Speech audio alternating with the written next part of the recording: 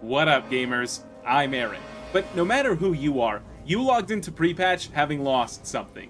Whether it's your UI, your transmogs, or all of the depth to your class, we've all lost a lot this week. But surely you've gained something in return, right? Well, unless you like demon hunters, not really. Now, it's no secret that for a large chunk of the player base, Midnight is not the most exciting recent expansion, and it's easy to see why. Previous expansions might promise a radical new system like Azerite armor or Covenants, which were both dog shit, but if you looked at them from 6 months out, squinted really hard and hit yourself in the head with a hammer, you could see how it might work out. And Midnight does have some offerings. It's got housing, which is a huge deal for a lot of people. But other than that, you've got like the prey system. This is basically just opting in to getting ganked by an NPC. Not really a very exciting prospect, but even if it was, the things you're gaining in Midnight are so greatly overshadowed by everything we've lost that it's hard to really appreciate. On my channel so far, I've been pretty optimistic about the state of Midnight, and that's for 3 reasons. The first reason is that the content on the beta is great. We'll talk more about that in a couple minutes. But the second reason is that while a lot of things on the beta were really messed up, nothing was so unbelievably fucked that I didn't think it could get fixed in time for launch. Yeah, the damage meter is borderline unusable at the start of December, but surely by the time pre-patch comes out, it will be at least okay. So yeah, I was pretty wrong on that one. But the third reason is that even if the patch sucks, we can still make the most of it, and we can learn to be the best gamers we can in whatever worst game comes out of a shitty patch. Some of the worst updates in history have still had a lot to offer, and I'm not trying to tell you to just sit down and eat your slop. But I will say that if I played more in Warlords of Draenor, the fact that I missed those challenge mode weapons wouldn't keep me up all night. But this brings us to today. With the release of the Midnight pre-patch, a lot of those sucky things on beta are now set in stone, and that's hitting a lot of people, me included, pretty damn hard. But surely pre-patch itself is fun, right? I mean, you can go learn your new class in Mythic Raid. Except now, that's so nerfed that even Dimensius dies in 3 minutes. That's alright, we can do keys. Pushing preseason IO is always fun. Except this time walking gear is fucked up, and people are cheesing plus 45s. So maybe we don't need endgame content. I mean, we've been doing these dungeons since August. At least we can get rid of our add-ons, right? Well, you can, except now you need 20 new add-ons to patch all of the holes in the default UI. Like the fact that the cooldown manager still doesn't track trinkets. Now stop right there. Before you think I've transformed into a WoW-hating loser, I'd like to say I'm the same WoW-loving loser that I've always been. In fact, I've been doing a ton of beta keys over the last week, and it has been so much fun. I don't want this video to be too depressing, so let that reassure you. We will have fun in Midnight, whether you like it or not. But it does make you think that if the beta is so fun, how amazing could Midnight have been if we didn't spend all this time fucking with the UI, and instead we did something more useful? One of the biggest points of friction that you are going to see in Midnight is trying to get the information you want from your new, worse UI. And yeah, the dungeons are great, but for the first couple weeks, all you're going to be thinking about is, man, my nameplates suck, or I have no idea what just killed me there. And every single piece of this friction is an entirely unforced error on Blizzard's part. Because remember that the add-on changes were supposed to be a years-long project. None of this frustration would exist at all if we had simply made a world where we didn't need add-ons and then took them away. But instead we tried to force this in 6 months, we found out we don't have enough time, and then we had to roll back half of it. We basically burnt the house down just to kill weak auras. And quite frankly, I don't buy too much into the idea that weak auras was holding back their ability to design raid bosses. Because in just the last tier alone, these guys made and approved Fractilis. If they were trying to make bosses that weren't built around weak auras, they are doing a terrible job. Because this guy has no clear indicators whether you're breaking or you're placing a wall.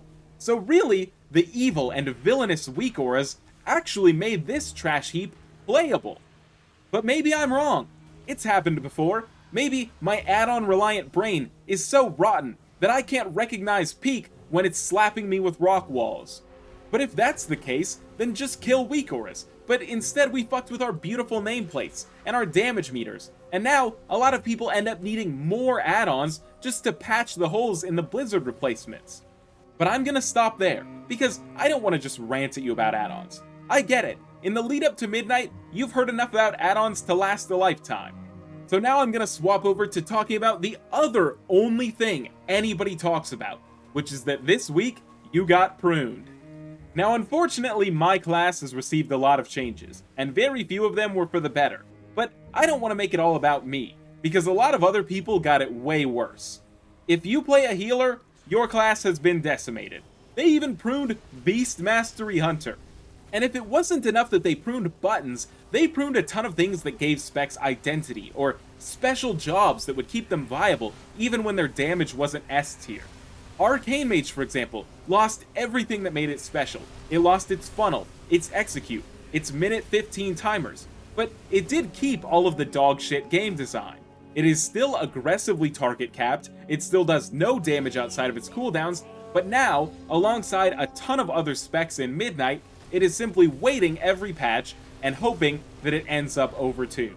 This has been a problem for almost all of the beta, but until last week, there was always the hope that a last-minute build could swoop in and save us.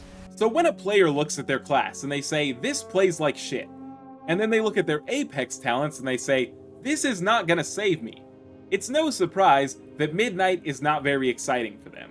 But hey, the specs that got a full rework actually turned out really well, and there's a very easy counter-argument to me here. A counter-argument so easy, I'll even do it for you. Check this out. Aaron, you're not the target audience for this prune. You're an elitist asshole. You're absolutely right, but I'm not against pruning as a general concept.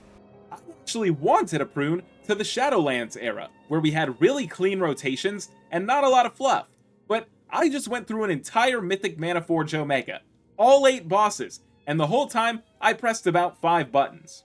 And not only was it not fun, but they also just added a rotation helper and a 1-button rotation, so I'm not really sure why we felt the need to baby-proof these classes.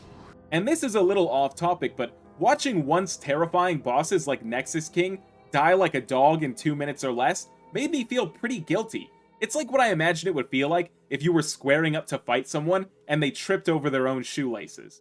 But I am curious, do you feel as though your spec specifically is better off for having received these changes? Feel free to let me know in the comments, because unlike some other WoW YouTubers, I save a ton of time by not stealing other people's add-ons, so you can be sure I'll read every single one.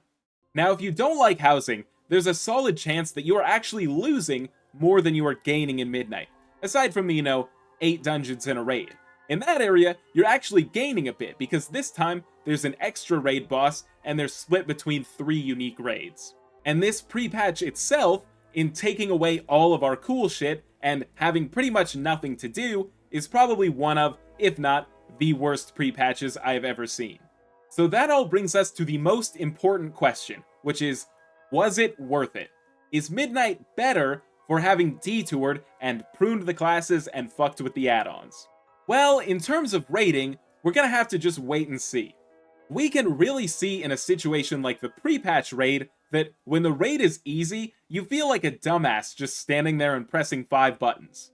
But if they can find a solid middle ground of making the bosses engaging enough that you don't have to think too much about that, while also not making the bosses a nightmare for the people who needed a prune, then I could see it working out pretty well.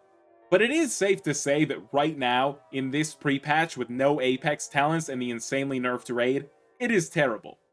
As for Mythic Plus, now I don't want to go in too much detail here, because in the next video, which you will surely be subscribing for, and remembering to like, and to tell me in the comments how much you loved, I will be going all over Mythic Plus. But I will make time to add that the changes to the classes specifically have made Mythic Plus so much more fun. I sincerely believe if 1 or 2 seasons from this expansion land well, I think we'll be going into a new Mythic Plus golden age.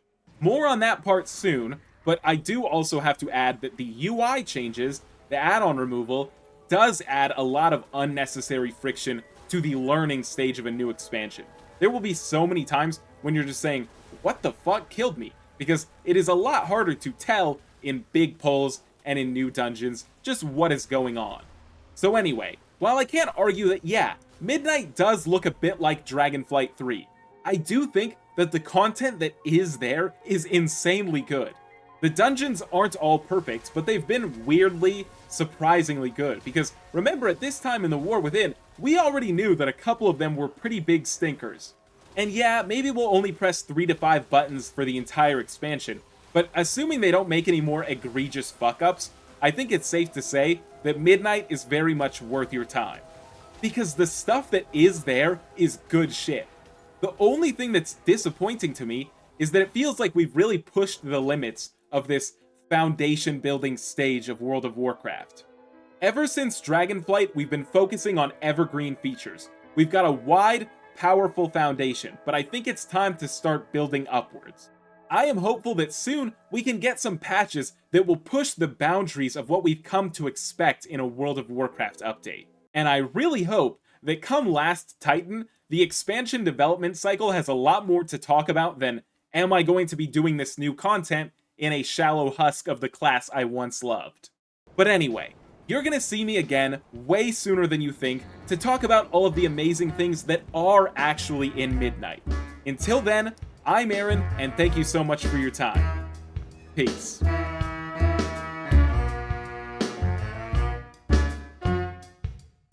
But now, I'm a bit of a famous YouTuber with over 1,000 subscribers, which means that everywhere I go, all the time, constantly, people are stopping me on the street. They're saying, oh my god, Razzun, will you please take my shopping cart? Because, you know, I'm a cart pusher all day.